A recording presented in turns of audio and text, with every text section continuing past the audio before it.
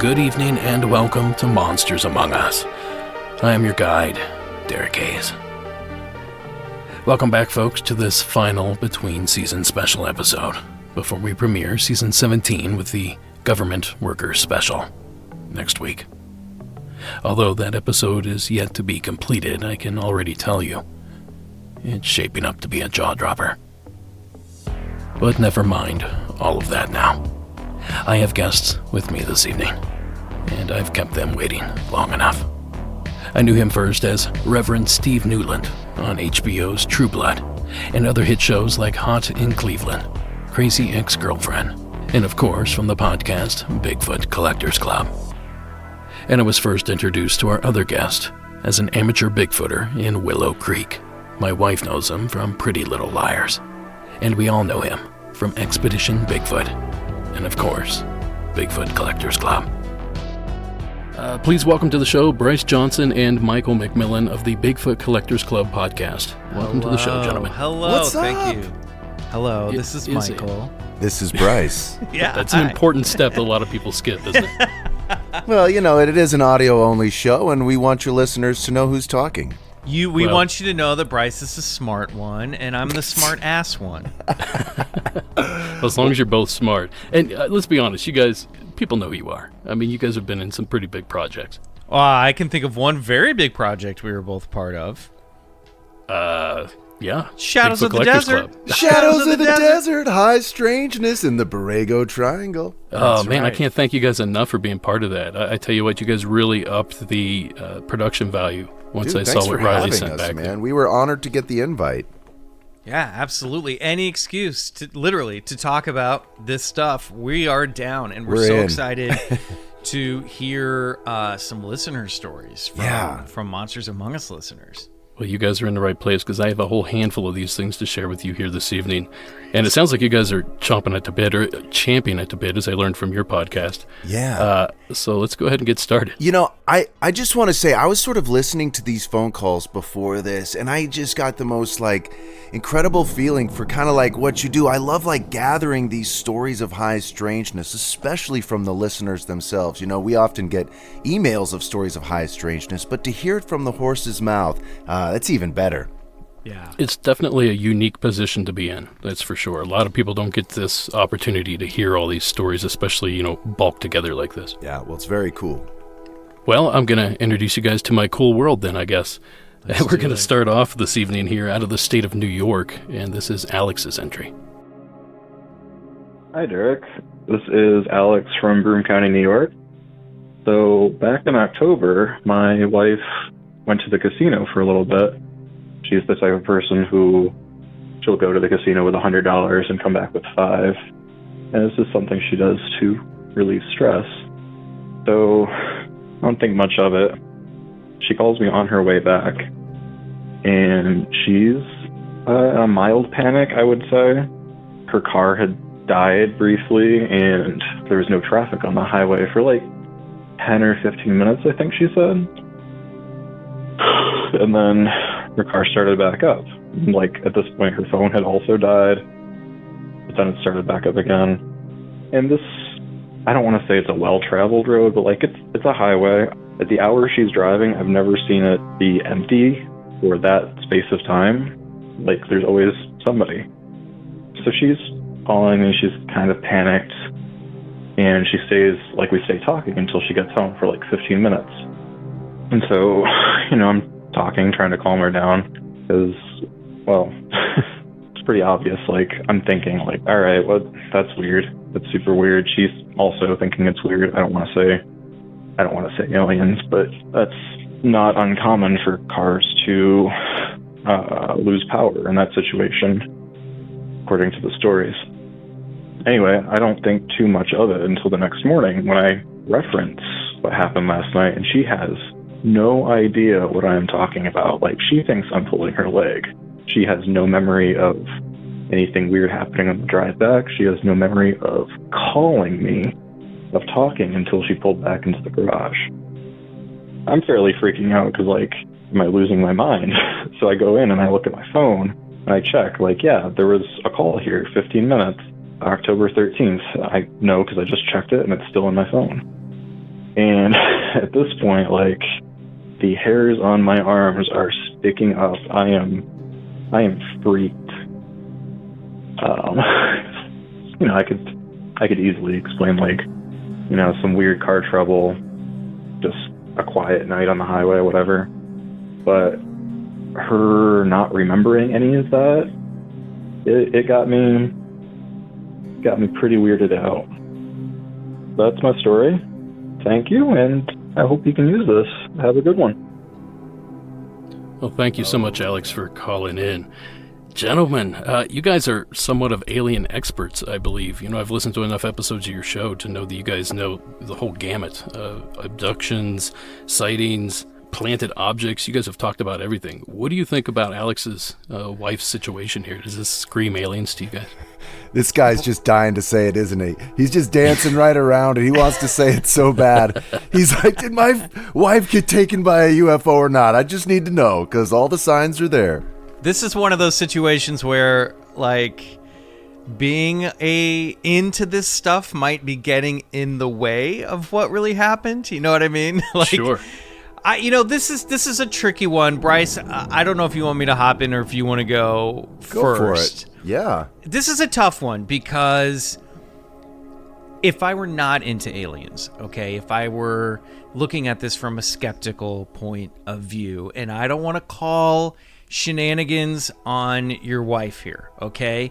But if I were sent to investigate this case, the first thing that I thought of when I heard this was, well, you know, we've all had some fun nights at the casino and can't remember how we got home, okay? And I'm not pointing any fingers here, but we have to rule out any type of human behavior that might lead to forgetting stuff, right? Sure. Yeah. Now, she obviously made her way home, and she was cognizant when she made the phone call, and it didn't seem like our caller felt like, you know, she was blackout drunk when she got home, okay? So I'm going to give them the benefit of the doubt and rule that out, but I think it has to just be mentioned.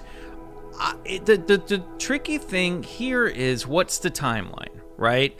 Do we have missing time? Did it take her longer to get home from the casino to the house than it would? She said her car stopped. There was nobody on the road. Her phone died. I want to know how long. I want to know when she thought she left and when she got home. Now, unfortunately, she doesn't have a memory of this, so we don't know. But I guess what I'm trying to figure out is what we're saying here is, what the possibility might be is that she left the casino somewhere on the way home, car, phone, everything stops. Now, maybe there's no other traffic on the freeway because other cars have maybe stopped. I don't know, right? If we're going to go with the alien hypothesis here. Maybe she was taken aboard a craft. I don't know. And then gets back in, wakes out of that trance, but hasn't fully regained. Like, there's still residual effects of the mind wipe happening. Calls her husband, gets home, and then goes to bed and can't remember the night before because there was still mind wipe happening as she was driving home, right? So that's what I'm trying to figure out. Is that the alien hypothesis we got going on here? Well, I would say there's enough evidence here, I think, or at least inkling of evidence to maybe try and get some answers. And the best way to do that, as we say it on our podcast all the time, is she might want to think about getting regressed. Here it comes. Yeah, I knew that was coming. Yeah, regression therapy is a great tool to sort of access those missing pieces of information that often accompany UFO sightings and missing time.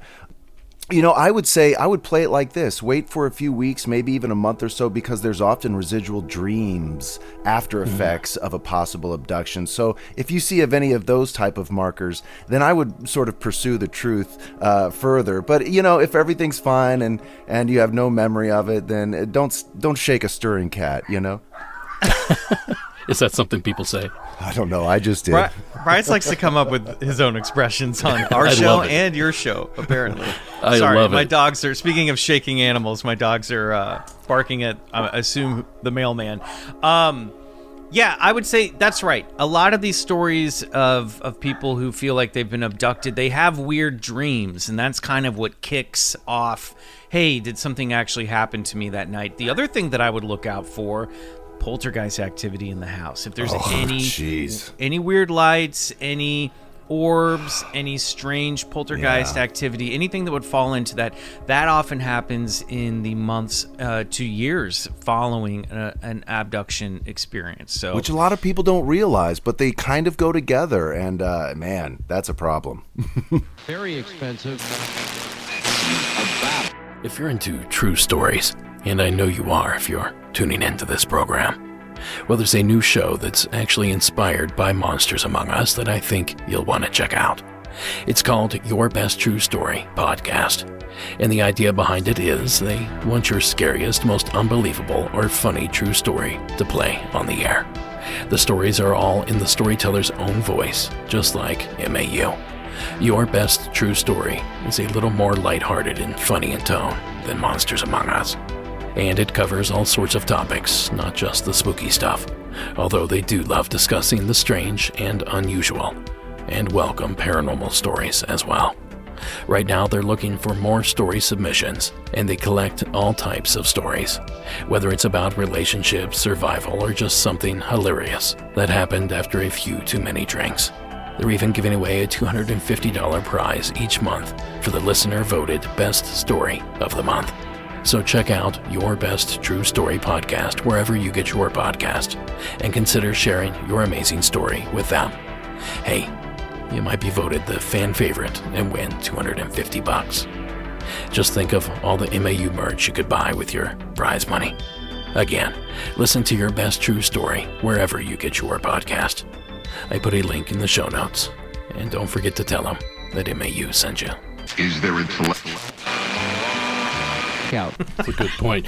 Now, gentlemen, I don't want to get too far in the weeds here, but something we like to do here at Monsters Among Us is sort of compare this to past experiences. Yes. Have there been, alien abduction stories out of Broome County, New York, or the surrounding area possibly? So what I did is I had a researcher dig into this, and Delaney pulled something pretty cool out. Great. And I actually went ahead and pre-recorded this. This is a little article about the Broome County alien. On July 16th, 1964, in the beginning of the afternoon at Conklin, Broome County, New York, 5 young men were playing in an apple tree along Woodside Avenue when they noticed a strange, dome-like object, shiny like a car's chromium bumper, resting in a field alongside the road, partially hidden by tall weeds. Their attention was then drawn to some sounds similar to someone playing a penny whistle or a kazoo, which they said sounded as if it came from a pipe. The sounds appeared to come from a humanoid creature in a tree about 150 feet away, the whistling sounds appearing to come from the general area of the creature's stomach. They described this creature as about the size of a small boy, estimated to be about 3 feet tall, and dressed in shiny black pants and a black short-sleeve shirt. Its face had a human-like appearance. It had a black helmet on the head, with 2 antenna-like wires protruding from the top, and white wavy lines or white lettering, identified by the children, across the front. It had a transparent plate or lens covering the eyes, which was part of the helmet. The boys started throwing apples and stones at the creature, but it was out of range. It continued to emit the weird noises. The creature fell backward out of the tree and appeared to fall slowly or float to the ground. The boys asked him if he needed help or water, but the same noises continued with no other response. 3 of the boys ran to the Travis home and told Mrs. Udman Travis that they were looking for a jar of water for the spaceman. They told them that they could not understand what he said, but it sounded like he needed water. So you gotta think, if they were there once, is it possible that they came back? Why not? Dude, I love this story. Shiny black pants, shiny black top. This alien was hot. Cool visor. I love the helmet in this. I love Very German, kind of industrial punk or whatever. Right? Yeah. I gotta say, just as a sidebar, I love when aliens have a costume on top of their alien form. Totally. You know, Always. those are the best kind. You know, you can't Greys, I get it. I respect them. I love a good alien gray story, but when you slap some uniforms on these guys, that's when it gets real interesting. Wild stuff. I mean, couple things caught my attention. That sort of falling out of the tree and sort of floating, that's Hopkinsville Goblin stuff. Oh, yeah. And then asking for water, that's the Joe Simonton pancake case when a UFO landed on his farm in Wisconsin and the aliens asked for some water as they were making, well, what appeared to be pancakes. So there's a couple little parallels in that story. Very interesting. Okay, well, you heard it there, listener. Was it Alex? You may want to have your wife go get regressed, because it sounds like there's precedence for aliens in your area. And as we always say, if you do go get your regression, you got to call back and let us know, what you learned. Oh, please. Don't forget to tape record those sessions. Whew. Yeah. Be careful listening back to those, because a lot of those are terrifying. Oh! The Barney Hill alone is scary. Yeah. Nightmare fuel. All right, well, thanks again, Alex, for sending that one in. And we're going to hit our next story, but first, a word from our sponsors. Did you know that your temperature at night can have one of the biggest impacts on your sleep quality? If you find yourself constantly waking up too hot or too cold, check out Miracle Made's bed sheets. Inspired by NASA, Miracle Made uses silver-infused fabrics to make temperature-regulating bedding, so you can sleep at the perfect temperature all night long. The silver-infused sheets also have another purpose. And no, it's not keeping vampires away, although that is an added bonus. They actually prevent up to 99.7% of bacterial growth, which means they stay fresh 3 times longer than normal sheets. They also help prevent acne breakouts caused by pore clogging bacteria. Most importantly, these sheets are super comfortable without the high price tag of other luxury brands. So head to trymiracle.com/monster to check out the special deal for our listeners. If you order today, you can save over 40%, and if you use promo code MONSTER at checkout, you'll get 3 free towels and save an extra 20%. Miracle is backed by a 30-day money-back guarantee. So what are you waiting for? Upgrade your sleep with Miracle Made. Go to trymiracle.com/monster and use code MONSTER to claim your 3 free piece towel set and save over 40% off. Again, that's trymiracle.com/monster to treat yourself. Remember the So this next one comes to us from my home state of Ohio, and actually just down the road from my wife's childhood home there. So, without further ado, Jesse from Ohio, welcome to the show. Hi, Derek. My name's Jesse. I'm calling from Akron, Ohio. I used to work in a Regal Cinemas movie theater, and I was a manager there for a couple of years. It was in the Montrose location, Montrose 12, and there was always a rumor there that it was haunted in some way. People would talk about how, rooms would fall over, and, they told me all these ghost stories and stuff. And there were always a few areas that seemed kind of creepy, but I'm a major skeptic, so I never really paid much mind to it. So one night, me and another girl who was another manager were working late. Managers were always the last ones to leave, so we would always get out of there around 1 or 2 o'clock in the morning, depending on the schedule.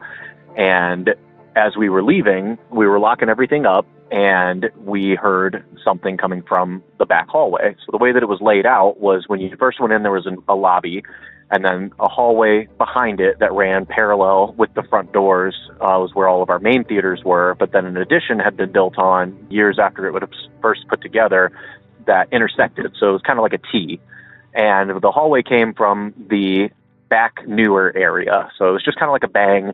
We kind of looked at each other and we're like, oh, thank God, glad we heard this now, because if you leave and a person's, using the bathroom or something like that and they set off the alarm, even if you make it all the way home, if you were the managers on duty, you have to go back and walk through the whole building with the police, and it takes like an hour. So we were just like relieved that we heard this person leaving. So we went back and we heard it coming from like the concession area where like the back theaters were, and we didn't see anybody cross over. So we went back to kind of like, make sure everybody got out. And when we got back there, there was no person. So we're like, well, that's weird, because it definitely, like, it was loud. It sounded like somebody like kicked the wall. Our doors slammed pretty loudly. It was definitely not like a mistaken sound for anything or anything like that. So I'm not thinking anything weird. I'm thinking it's kids running around being stupid. We would kick kids out all the time for running around doing whatever they wanted to do. We checked the bathrooms. Nobody was in the bathrooms. And I went through there were 4 theaters back there. And I went through each one of them and nobody was there.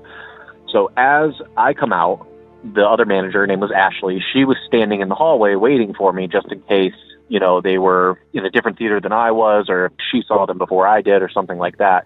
Nobody came out of any of the theaters. And I came out of the last theater finally, and I'm like, there's nobody here. And as I'm about to step out, I'm like, screw it, let's just go home. Maybe they took the emergency exit out the back door. I don't know why they would. There's no parking back there, and you have to walk, 200 meters around the building to get back to anywhere where a car would be parked. I hear another bang. And the bang came from the first hallway that we were originally in when we heard the noise. So she immediately screams, gets freaked out. I run towards the noise, because at this point, I'm still thinking stupid kids. And there's nothing there. And we were literally right around the corner. It sounded like it was right on the other side of the wall, and there was nobody there. I ran into the theater, nobody there. We went upstairs, we checked the security cameras, and there was never anybody there. So from that point forward, we never left the building by ourselves ever again. Still don't know what the noise was. The only experience I ever had there that was like kind of weird, but it definitely goes along with all the other tales that other people talked about. So hopefully you can use this story. I never got a chance to, verify if, there was a story that a construction person had died and fell off of scaffolding, and that's who haunted the theater. I never found out if that was actually true, but I did hear that from my general manager herself, who claimed to be working at the time when it happened. So I don't know. People died in that theater before. It honestly happens more often than you would think. But I think like 3 or 4 people died there while I was there. So, and that was after these hauntings supposedly happened. Yeah, so I don't know. But if anybody else has ever been to that theater, I know you're from Ohio. Maybe there's some people that from the area that maybe had experienced something there themselves. But it's definitely creepy. So thanks for letting me share my story. Well, thanks for calling in, Jesse. Now, gentlemen, I knew you guys well before your podcast as actors in different projects, which we listed in the intro there. So I imagine you have some experience with haunted theaters. Oh, yeah. I mean, what is that experience? Can you share? Sure. Maybe? Yeah, sure. Absolutely. And, we're talking live theaters, obviously, but there is a thing about theaters and ghosts that just go hand in hand. A school that I went to for high school, I went to a performing arts academy, and we had a little theater on the lake out in the middle of the woods. I may have told this show on your story before, Derek, so I'll make it brief, but it was haunted by a little girl named Lois Grunow. And objects would be moved around. If you were rehearsing for stuff, you might turn around and a prop you had been using might be on the other side of the set. A friend and I actually saw the image of Lois sitting at the window of the theater of what would have been the girls' dressing room. There were stories about her where this is Michigan, northern Michigan, so the lake that she had allegedly drowned in as a 7-year-old girl. The faculty would be ice fishing out there at night, and they would claim to see a little girl walking across the ice. So Most theaters have ghosts. Now, this is the first time I've heard of a movie theater having a ghost, but considering the surprising fact of how many people I've just learned die in movie theaters, which I guess makes sense. You know, that was shocking. You're in a dark space. You're drifting off to sleep. You might not wake up. You know, I was wondering if people go to theaters to die, like a bear in the woods, like finds a quiet spot, you know, and then just out of everybody's way. Like the family dog crawls under the porch. Right, for for his last sure. moments kind of thing. Yeah, I want to die in this midnight matinee of Pulp Fiction. Sounds like heaven. So I get it. Why couldn't a movie theater like that be haunted? For me, this is a job for the Ghostbusters. You know what I mean?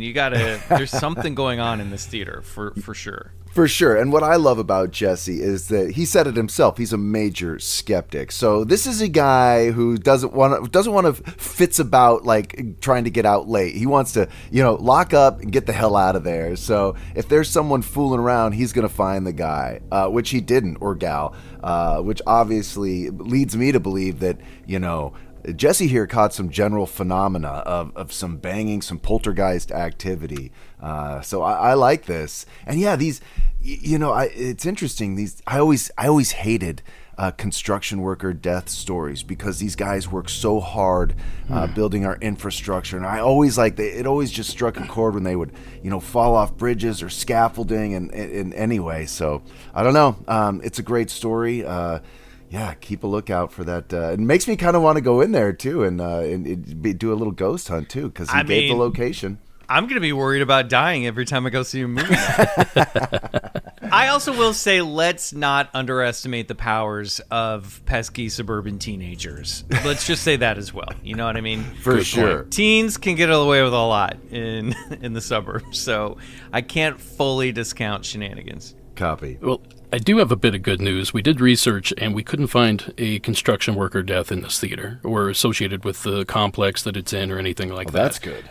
But we did learn that the theater closed its doors in February of last year. So if you wanted to go investigate, now might be the perfect time. Ooh, abandoned movie. I wonder if they show ghost movies at the movie theater. Like, could you go see if you go, are they like showing Roxanne? You know what I mean? Or are they showing like Lost World? Like movies that have come and gone. I would love that. Interesting. That's an interesting concept. So you're not talking about the ghosts that haunt the theater, but ghost of the films that once played there. That once played at the movie theater. That's a residual haunting for sure, I guess, wouldn't it be? Yeah, why not? Very cool. Well, we thank you, Jesse, for sharing that story. And if I make my way back to Cleveland, which I'm sure I will, I'll try to swing by and at least have a look at the outside of that place. Now, gentlemen, I can't have the boys from Bigfoot Collectors Club here with me without sharing some sort of Bigfoot story. Yes. And coincidentally, Michael, you just mentioned you're from, or you spent some time in northern Michigan. That's correct. And that's where this story takes place. Love it. So, Joe, from the state up north, welcome to the program. Yes, hi, Derek. My name is Joe. I recently moved to northern Michigan, not the UP, but the northern lower peninsula. I have a few stories to tell over my couple years up there. My whole life, to be honest. I'm not what everybody calls a knower. I'm more of a believer. I don't have any, direct sightings or anything like that. Just things I've seen and heard without actually seeing an animal or anything like that. My first story is when I first moved up there. Within a week of moving up there, this is big dog man area and all that kind of stuff. But this is a Bigfoot story. I was walking through my property, which is heavily wooded, and all of a sudden, I heard classic, whoop, Bigfoot whoop. It was one of those supersonic or subsonic things that I never believed in until I felt it. It was like feeling a bass drum at a concert. I could feel it when it whooped, it moved my shirt. One of those kind of things. I can actually feel it. And I've heard it a couple times since, but it's been probably more than a year or two since I've heard it or seen anything in that arena. But it was really strange because, I've got all kinds of animals on my property that the Michigan DNR or the police say they're not in this part of the state anymore. like wolf or mountain lion or something like that. But everybody keeps having sightings, and then we got the cryptid sightings as well, your dogman and Bigfoot and so forth. But I was wondering if anybody else felt that subsonic burst from Bigfoot or any other cryptid. I'll keep listening. Thanks. I love the show. Bye. Well, thank you, Joe, for the phone call. Now, gentlemen, I know you're itching to talk about this, but first we need to talk about, infrasound. Now, Joe brings it up as subsonic sounds, but I think he's talking about infrasound, which I have a perfect explanation for it, courtesy of Bryce's television show, Expedition Bigfoot. Oh, yeah. Infrasound is a powerful, inaudible, low-frequency tone used by large mammals like tigers to ward off animals that have entered their territory. Many eyewitnesses have reported experiencing debilitating illness or paralysis while in the presence of Bigfoot. Now, those animals include alligators, rhinoceros, elephants, whales. And you can even get it from volcanoes, avalanches, waterfalls, and thunder. I don't know that any of those would be the cause of Joe's experience here. Gentlemen, what do you think? I mean, what's going on here? Well, first I just want to say, Bryce, wonderful job on that voiceover. That was great voiceover work there, buddy. Thank you. I just trying to imitate my friend Derek there. And, no, that's not me, but that is the show, Expedition Bigfoot. Go check it out if you haven't seen it. And, Joe, thank you, man, for your incredible story. You're right. These are subsonic sounds that we really can't pick up. The human ear really only detects frequencies above 20 hertz. So anything below that range is considered infrasound or subsonic in a way. So you're right. And for that to penetrate your chest like that, I mean, that is not a normal animal in northern Michigan, okay? So if something is having that effect on you, then, I immediately go to these cryptids that, are purported to have these same capabilities like Bigfoot. Now, where it gets interesting is, you mentioned Dogman, and I'm starting to wonder if there's any reported cases of Dogman using infrasound. So I like this story very much. I love the detail of his shirt moving. Me too. Vibrating while the sound, or what he said, the whoop blew my shirt back. That's a great line. Yeah, that woof. I think he said woof. Yeah. That is, that's pretty impressive. I mean, I don't know. I will say, though, that I do think the Department of Natural Resources isn't always up to date with animals that are in the area, because I remember back home in Kansas City, there was a mountain lion that was walking around north of Kansas City, Parkville area. People had seen it. People had seen it in trees in their yards. We have mountain lions around Los Angeles, and the Department of Wildlife was like, there are no mountain lions here. And people are like, I have literally seen them. So I don't think it's unusual for, and this is, I guess, my opinion, but I don't think it's unusual for wildlife departments to be maybe a little out of touch with some of the animals that might be passing through. A lot of weather, the climate is changing, infrastructure. Course, yeah. There's so much, woods are being built into neighborhoods, so who knows how the impact this has on migratory patterns, or population pushing out animals into other areas. Who knows? I believe him that there are animals out there that he may be told are otherwise. So there's that too. But Michael, I have to push back a little bit. I don't know if mountain lions can produce infrasound. Oh, I know tigers can. I wasn't saying they are the cause of this, Bryce. I just wanted to back him up and say, gotcha. Things are out there you don't know about. Things are out there. Yes, totally. Things are out there. So. And to Derek's earlier point too, there are also natural events that can produce infrasonic waves too. And animals have a way of sort of detecting these too, like from a tsunami or something like that. But that doesn't sound like what Joe was experiencing. It sounds like Joe had entered something's territory and he was getting a pushback call. That's certainly what it seemed like. He went in too far, and it was, hey buddy, get the hell out of here kind of thing. Interesting. Before we move on, you guys did this to me both times I was on your show. You made me sit down and tell you whether I believed in a phenomena or thought it was BS. Yeah, that's our game. Bullshit or believe it. Yes. I'm turning the tables here a little bit. I need to hear what each of you think of Sasquatch, Bigfoot, whatever you want to call it, whether or not you believe in it, and what you think it might be, whether or not you think it exists, what you think that creature might be. Michael, I'm going to have you go first. Well, Derek, having done Bigfoot Collectors Club for over 6 years now, my mind changes like the weather. I do think there's something to the phenomenon. I have no clue what it is. I do think people have seen the entity that is described as Sasquatch or Bigfoot. There are just too many stories for me to think that it's just a bear or has some logical explanation, just as I think the same about UFOs and ghosts. Now, whether it is a hidden primate living in the forests of North America, or if it's some sort of interdimensional being, I do not know. I remain agnostic about it, but we talked about this lately that, I'm open to the idea of Bigfoot being some sort of forest ghost, being some sort of poltergeist activity that happens in the woods. Right. I don't know what this thing is, but I think there's something to the phenomenon. Bryce, what say you? Yeah. Wow. Excellent point. And I love that. What a great position to be in for your sort of beliefs and ideas about a thing to be malleable and to be able to change. And I too, like Michael, have confronted this phenomenon head on. And I more so than me. You've been out in the woods. Out in the field. You could say more so. And I've been stymied at turns as well too. Look, there is a phenomenon at play on this globe, and people, this wild hairy man thing, this archetype, has been in our cultural story now for centuries, if not thousands of years, which in my mind can eliminate altogether it being all hoaxes, hallucination, or misidentification.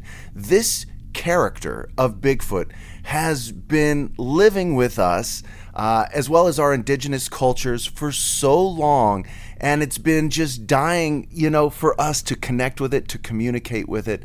So what I do believe in Bigfoot in those terms, because people are experiencing something. I've spoken with hunters who've grown up hunting these woods, and when they tell me, I was out with my son and I'm talking to both of them and they saw this thing, it's hard for me to say, well, you probably just saw a bear, or maybe you both were hallucinating on something. I can't do that, right? I have to honor their experience, and I'm willing to do that by stepping outside of the normative box and saying, look, there's mysteries that happen on this planet that we don't understand. And who are we to say, hey, we've got it all under lock and key, we've figured it all out? I say no. There is Bigfoot in the woods. What is it? What do you think it might be? Well, that's for a whole other episode. Fair enough. I can't pin him down. Well, I'll be honest with you. I go back and forth all the time on this subject. Years ago when I first started, I've been doing this for a little over 8 years now. When I first started, there was absolutely no way that this was a real phenomenon. I loved it. I loved the stories. I loved to hear about it. There was no way this could exist. Yeah. Then I started to hear from individuals that were talking to me directly, people calling in to the show and people I'd meet out, during different events and that sort of thing. And those stories really started to weigh on me a bit, to the point where now today in my mind it has to be something biological, right? It has to be. But somewhere in the back of my mind it's like, well, it's impossible for it to be biological. We would have found it by now, so it has to be something else. And I just tie myself into knots. So anymore, I'm just, it's a sliding scale. Some days I really think it could be possible. Some days I really think it can't be possible. I think most days I'm right there in the middle somewhere. I think we just sometimes have to accept, and even though this is hard, a very tough pill to swallow, because obviously the natural inclination is we want answers, and I want answers. Trust me, I would love proof. If someone can prove these things to be real and define what they are, I'd be thrilled. But I think at some point we have to accept that unexplained phenomenon, the supernatural, the preternatural, these things are just ultimately part of the human experience here on this planet. And these are things that happen. You know what I mean? People see a 7-foot tall hairy creature in the woods. Sometimes people look up and they see flying saucers. Sometimes people see images of humans that don't belong there in their house that fade away. What is causing all of this? I don't know that we're ever going to know. Well, as somebody that works in this field, I love the idea that we may never know, because that means I'll continue to work until I'm dead. But on the other side, I never get to solve any of these riddles myself, so that kind of sucks. Well, I often think about it like this, right? Like if this is the biggest meal at our dinner table that we're trying to tackle, this subject of the strange, the paranormal, and we're hungry to get at this thing, as soon as we eat it, we're done, we're satiated, and then it's no fun anymore, you know? I think the journey is in questioning this phenomena. It leads you to so many great avenues of exploration. It enchants your life with wonder and mystery, and, you know, you just got to be okay with not having the answers sometimes, because, you know, sometimes it's nice just the foreplay of waiting to eat the food. Exactly, yeah. And, you know, another thing it does is hopefully it keeps you open-minded as well, as long as this information continues coming in. The series hit a little. And now... Well, gentlemen, what do you say we move on to our next story of the evening here? And, you know, when I have guests on, I like to cater the calls their direction if I can. And with you guys, it's easy, because I'm a big fan of your show. My wife and I listen on road trips, so I feel like I know you guys pretty well. So tonight, I'm going to pull a call about a Disney park, because I know, Michael, you are a Disney man. Is that right? Hell yeah. I love the Disney parks. Yes, absolutely. In fact, I just sent over a 4 or 5 page to my wife's document. sister. 6-page document that my fiance and I wrote for Bryce's in-laws who are visiting Disneyland. I almost didn't listen to this call, Derek, my fiance because I heard crafted an itinerary for them. Yeah, I so almost didn't listen to this call because I heard Disney. I was like, oh, that's for Michael. Well, I got one for you, Bryce, coming up. Don't worry. Okay, great. But first, let's hear from James in the state of Texas. Hey, Derek. James from Texas. Just got back from Florida. Took the family to Disney World. And in the room we were staying in, the room is in the All-Star Movies Resort. It's room, actually 1830 is the room. We stayed all week. While we were there, and I was at a conference the first part of the week, so my wife and son were there. And then I came in after that. My wife told me when I got there that she says there's a lot of noises in this room. She says it's kind of odd at nighttime. She said the feeling is just weird. And I was like, okay, whatever. I mean, it's a hotel. It's an older hotel in the Disney World chain. And so, you know, I'm sure whatever. Anyway, that first night I was laying in bed and listening. And sure enough, man, I kid you not, there were knocks and pops all over this room. And, you know, typically you'll get some knocks and pops as the room cools down, you know, temperature changes, barometer changes, etc. But this happened literally at random all night long. And what made it weird was that it wasn't just coming from one area or two areas. Like, it was coming from every corner of the ceiling. It was coming from the corners of the floor. It was coming from the wall. It was coming from the door. It was coming from everywhere, like just random little knocks. And it wasn't just like a pop sound. It was like a knock, knock, knock type of situation. Very, very odd. Honestly, we didn't sleep all that great the rest of the week. We were there for a few more nights. But anyway, had to share it to you, man. Maybe some little spooksters at Disney World in the All-Star Movies Resort. But anyway, love the show, buddy. Talk to you soon. Bye. Well, thank you, James, for calling. All right, Michael, what do you think of being James's the story good there? little Disney boy that I am, I heard this call and actually have done a little research for you guys. Oh. James is not... James, correct? Yes. James is not the first person to experience a similar phenomenon at the All-Star Movie Resort. I found at least one other eyewitness account on a forum www.magic.com, WaltDisneyWorldMagic.com. There's a user, Patsy, who reported that she and her husband stayed in 2017 at the same hotel. They experienced, he was talking to her, and over her shoulder in the reflection of the mirror in the bathroom, he saw the shower curtain being pulled up into the air and dropped.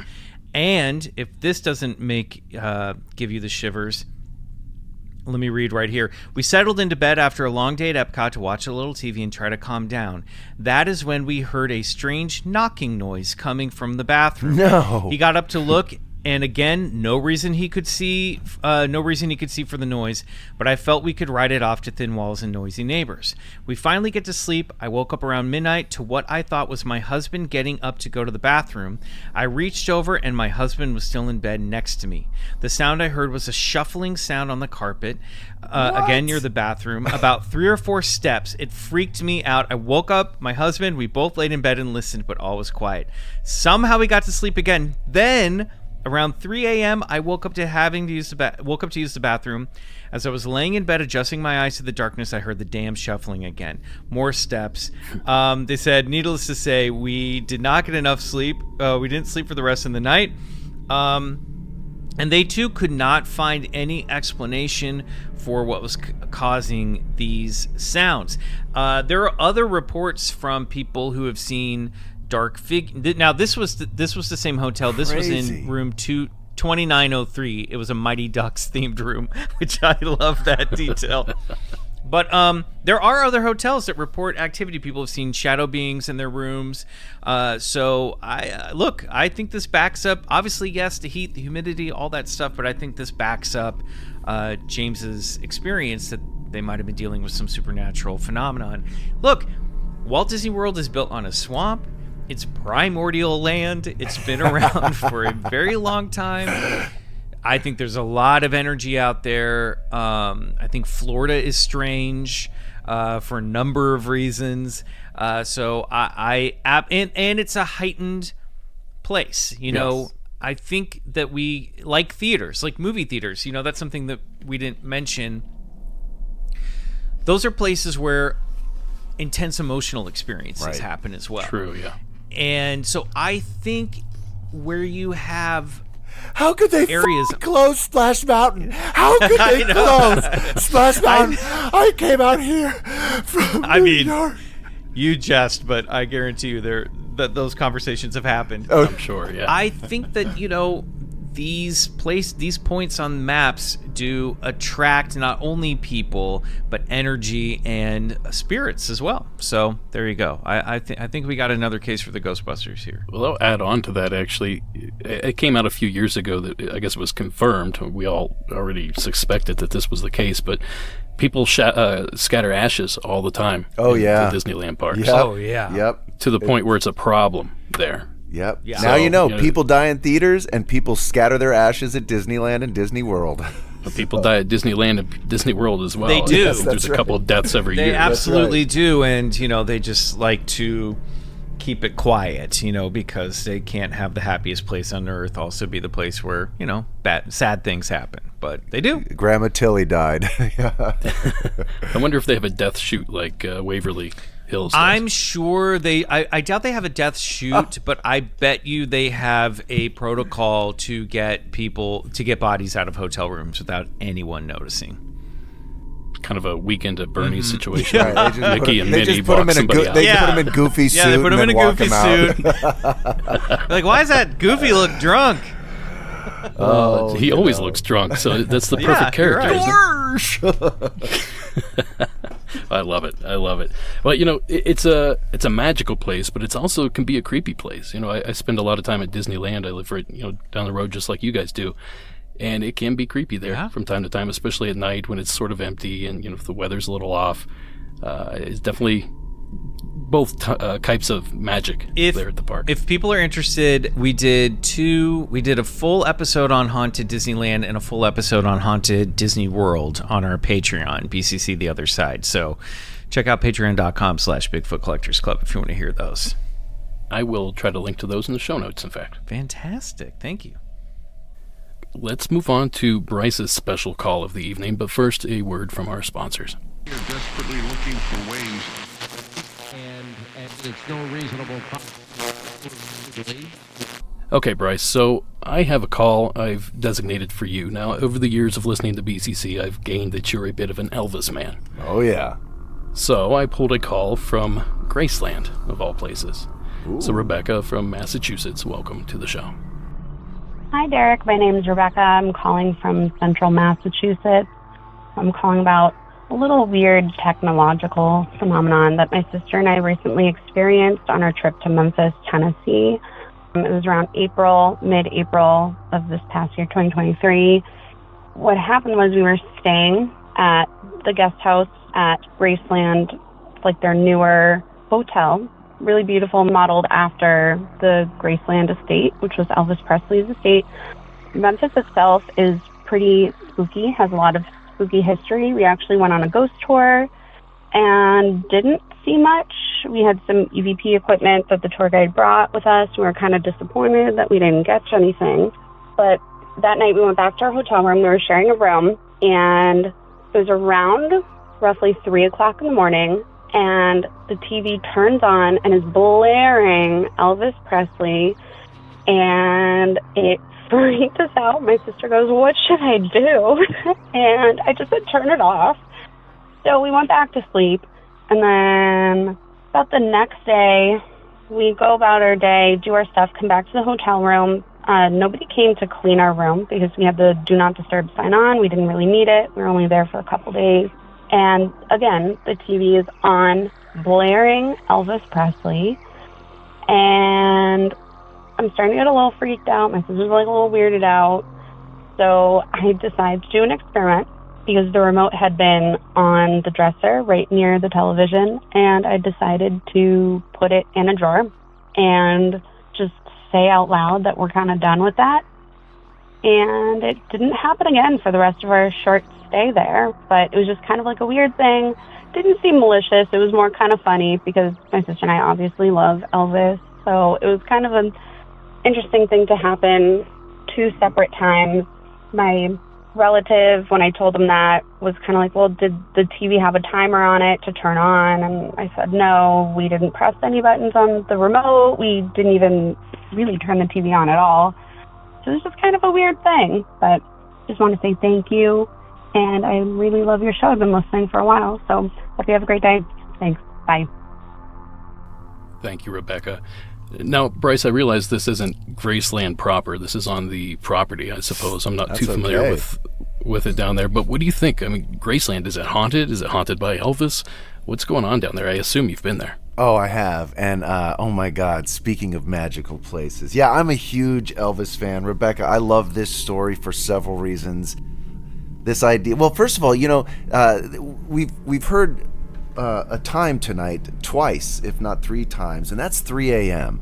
I don't know if your audience picked up on that, but this seems to be a time of high strangeness. We hear it over and over again. It's almost as if the veil gets lifted around that time. The window gets a little bit thinner. And I love this idea that Elvis is trying to communicate with you guys, or at least the phenomenon is trying to engage with you through the filter of Elvis Presley.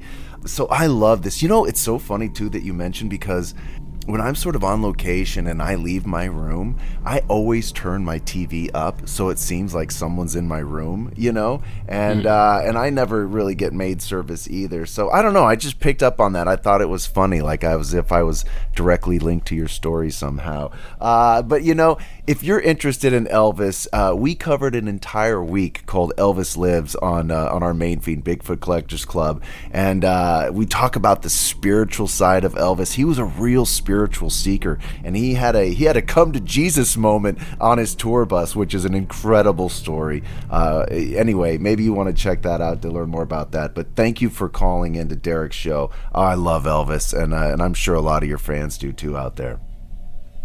Now, you know, I did a little digging on this because I didn't know a lot about Elvis, especially paranormal Elvis. You know, I did listen to that special you guys did on him, I think it was last summer, maybe something like that. So I looked up a few places where his ghost is also seen, and catch this list. Of course, you have Graceland, but you also have the Las Vegas Hilton, which I think he performed there, the Knickerbocker Hotel in L.A., RCA Studios in Nashville, and there's actually a Pizza Hut in Memphis, Tennessee that is said to be haunted by Elvis. And get this, what Bryce, happens... we got to go to the haunted Pizza Hut. What happens there is his songs just randomly play on this jukebox. And the jukebox isn't programmed to play randomly or anything like that. So I read a report, and it's actually in the show notes if you guys want to check it out, where these people were visiting Memphis. They went to the Pizza Hut. They were just sitting around talking, and everybody got a weird feeling. And suddenly Heartbreak Hotel starts playing in the next room or whatever. And so they all go and look at the jukebox, and it's plugged in, but it's not programmed to play anything. There's not a lot of Elvis on there, I guess. And they asked the waitress, like, hey, does this happen all the time? And this has never happened once, is her response. So, whoa. And, I didn't think about this until just now, but I believe in that episode, Bryce, you might have told this story where something strange happened the night Elvis was born. Do you remember that? Yes, he was. He was accompanied by this flashing light. He was born with a twin, Jesse Guerin, who died at birth, stillbirth. But his father, Vernon, recalls the house being sort of engulfed in this light, which blue is light, so strange. Wasn't it? A blue light, which is so strange. Yeah, really weird. I need to call my mom and see if the same thing happened to me when I was born. Well, thank you, Rebecca, for sharing that story. I got to make my way down to Graceland. I'm not a massive Elvis fan like Bryce is, but you got to respect the guy, and Graceland just seems pretty damn cool. It is so cool. It's like it never left a day from the 70s. I mean, it is literally a vestige to how he liked to live. The Jungle Room, right? Mm-hmm. He recorded a whole album in there. It has fur carpet on the ceiling. It's awesome.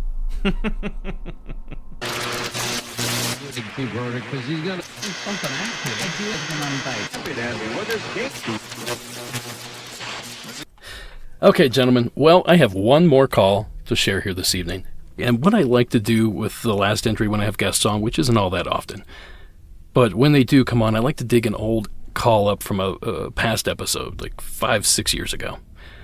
Some of these calls didn't get the audience that they do today, so I want to try to put a little focus on some of my favorites, I guess. And this one came to us, it was season 4, episode 18, and it was submitted by Alan in the state of Arizona. Good afternoon, Derek. Recently found your podcast and love the format. The story I'd like to tell you about was when I was 8 years old, so it's be back in right around 1981. My grandparents lived in a small town in southeastern Arizona called San Simon. My granddad worked on a ranch there, and in the summer times, me and my younger sister would stay for a couple of weeks during the summer, basically just hang out with my grandparents. Well, it had been a particularly hot summer, and it was just as the monsoons were starting in Arizona. One premise was me and my sister had gotten into a fight earlier that day, and she had locked herself in the spare bedroom where we were sleeping. So I was stuck sleeping outside in the living room with my granddad. My granddad, Jake, was pretty much an old cowboy, and at night he would sleep with all the windows open in a single wide trailer that they stayed in. Well, earlier that day I had gone fishing and had caught a bunch of small bluegill and had them in a bucket outside and had them sitting under the old swamp cooler where the water leaked into it. It was early in the morning, I want to say 3 or 4, and I heard something scramble underneath the trailer, kind of scaring me, waking me up. I was looking around. Well, I could hear something splashing around in the bucket that was outside. And as I looked out through the open window, I saw a small figure sitting underneath of the swamp cooler frame. And it kind of freaked me out, so I dropped back down, and then as time went on, I could hear like a chewing sound. Finally, I got enough courage, and I went back to the window and looked down again, and it was a small figure, like I said, bald head, wearing like an animal fur wrapped around its waist, and it was eating the fish out of the bucket. Only reason I could see it, it was fairly clear, a few clouds, thunder and lightning off in the distance. Well, there was a shop about 100 yards away from the trailer that had a outside light, and it had just enough light to illuminate the side of where we're at. Well, as it looked up, it saw me, and then just like in a nonchalant way, put one finger to its lips and did a shh-ing sound. Well, that freaked me out. I fell down on the ground, crawled in the corner, and stayed awake until the next morning. The next morning, I threw a fit to be taken back home with my sister, and that was the last time we spent a summer with my grandparents in San Simon. Love your show, love the format. Thank you. Have a good day. Bye. Thanks, Alan, for calling. Now, gentlemen, I know you love the humanoid stories. You cover them constantly on your program. What do you think of Alan's entry? Bryce, you want to take this one first? Yeah, sure. Well, Bluegill and Grandpa Jake made me think of Red Dead Redemption, which I'm playing a lot of right now. And how cool is it that this guy puts his bucket of bluegill under his swamp so that it drips water and it keeps it fresh? Love it. The bald and wearing furs? What the F, dude? Yeah, this one is super creepy. When you get these sort of humanoid things and they're wearing furs and they seem like wild men of the woods, it's sort of like I don't know what to do with it, because I want to say, like, this sounds like a Bigfoot thing, but it's clearly not. Michael, what do you think? I think, to me, now, just like doing a little light googs here on my phone, to me this sounded like a Little People story. And I know that a lot of indigenous nations have stories about little people that, live in tandem with humans, may live underground. They're kind of like opposite of Bigfoot, right? And I don't know. So from what I can gather, it seems that this area, the nation that was indigenous to the area, one of them is the Tohono O'odham people. And I can't find any specific lore about little people, but in general, there are stories of native tribes talking about a race of little people that are sometimes tricksters or will show up as distractions, but one of the things that they do is they will come get your food at night. And so that, this kind of rings that bell for me. Also, who knows, could be just a regular human or tiny human who is living out in the desert and taking advantage of all the resources that are there. Might be hard for a little boy to wrap his brain around, seeing, because it's sort of a paradigm, burster for somebody who's like, wait, could there be a little person just living out in the desert here and scavenging for food? So that's a possibility. But there's lore that supports this type of phenomenon. So I'm not sure. Well, speaking of that lore, I've received, maybe half a dozen, a little more than that, calls about these little folk over the years. And from my observation, a majority of them came from California, and if not, Nevada and Arizona. So it's sort of that extreme southwest area. I don't know if there's any correlation there, if it's a coincidence. Of course, not every one of them came from there, but a majority of them. I would say probably 6 out of 7 or something like that. The Catskill Mountain Range has a lot of those stories in areas around there, north of there in Canada.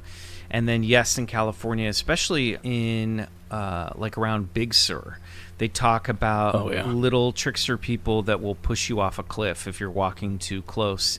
And it could be just a way to warn people, hey, don't walk too close to the cliff's edge here because you will fall. You can fall and die. But that was one of the things that there are like shadow giants and shadow mini people living in the mountains out there on the central coast of California. What makes these a little bit different from, I know you guys both kind of compared them to Bigfoot a little bit, but what seems to differentiate these creatures from the Sasquatch creature is the clothing, I would say. Yeah. Sure, you hear about Bigfoot wearing a flannel shirt or something from time to time, but it's not the same. It's not wearing furs, like these things are almost always reported to be wearing like birch bark clothing that they made, or a piece of rabbit skin or something like that. That's always what they're reported wearing. Yeah, something also popped up when I was looking at this, that sometimes they're called hairy dwarves too. And then that reminds me of the hairy dwarves of Venezuela UFO encounter where 2 guys were in their truck on a job and ran into a classic flying saucer, and 2 half metal, half hairy dwarf humanoids tried to attack them and they got away. So I don't know. Stuff happens, people. It happens. But yeah, I think there's a couple columns the story could fall into. You know, my gut is like, maybe just a person living out there who's scavenging, but you know, it's a great story, and it's got to be so creepy to witness as a kid. I can only imagine. Yeah, and to eat your fish. I mean, that guy, poor Alan, he fished all day to catch the bucket full of bluegill, and they're gone. I like that's super creepy. Oh yeah. Oh, that was Did not that like suggests that some part. sort of language, right? Mm-hmm. And how would it know that that's like a human gesture? Yeah. So that may speak to what you're saying there, and some Michael, of the that stories it could be a person. that I heard, they talked about how, like with Apache tribes and their little people, that sometimes they would hear them speaking like an older version of the language that no longer exists. So I don't know. I have no clue. But yeah, the gesture, I mean, the finger to the lips, that's a learned behavior trait. So that's very human to me, you know. Yeah. So that also indicates this might just be a person. Well, a person or a creature, whatever it is, it's terrifying, and I absolutely love that story, and I was excited to dig that one back up. So thank you for humoring me there. Well, gentlemen, I'm out of calls for the day, so if you want to plug, of course, BCC, let everybody know where they can find that. But if you have anything else going on, I know you guys are constantly working. Let's hear it. Yeah, that's it. Bigfoot Collectors Club every Wednesday on the same podcast app that you're listening to this on right now. And like I mentioned before, we also have a Patreon, BCC The Other Side, over at patreon.com/Bigfoot Collectors Club. We do 3 bonus episodes every month, and then our top tier for under $10, you can get ad-free episodes and 3 bonus music tracks by our producer, Riley Bray, who also is a wonderful musician and who scores all of our episodes and Stories of High Strangeness with awesome music tracks. So check it out. Cool. And if you guys want more Bigfoot, I do another show about Bigfoot. It's on Discovery. It's called Expedition Bigfoot. All 4 seasons are available there now, as well as Max. So go check it out. Well, thank you guys so much. And of course, go check out BCC, go check out Expedition Bigfoot. And if you like what you hear, definitely join the Patreon. That's the best way to help us independent podcasters. Hell yeah. Agreed. Well, gentlemen, thank you so much for taking the time to sit down with me. I always enjoy our conversations. Thanks for working this in. Thank you, pleasure Derek. was ours, Derek. Thank you. Anytime. And thank you, MAU audience. Appreciate you guys. Yeah, we love you guys. And gals. We're part of you guys. We love the show, so we're so excited to be here. Go check out BCC. And another big thanks to the gentlemen at Bigfoot Collectors Club for stopping by. And folks, my little hiatus is officially over, but I'll catch you back here next week with the Government Workers Special to kick off Season 17. Be sure to tell all of your friends. Now, Monsters Among Us is written and produced by me, Derek Hayes. Additional support is provided by Sarah Carter Hayes and Delaney Bowers. All media used in this production is done so under the protection of fair use and copyright Red Crow Media. Now, tonight's score was provided by Co.ag Music and Carl Casey at White Bat Audio. Now, folks, there is no New Beyond episode tonight, but keep your eye open. I have something robust coming your way in the next few days. Until then, thank you for tuning in. Keep it spooky out there. And I'll catch you all back here this time next week. Have a good night.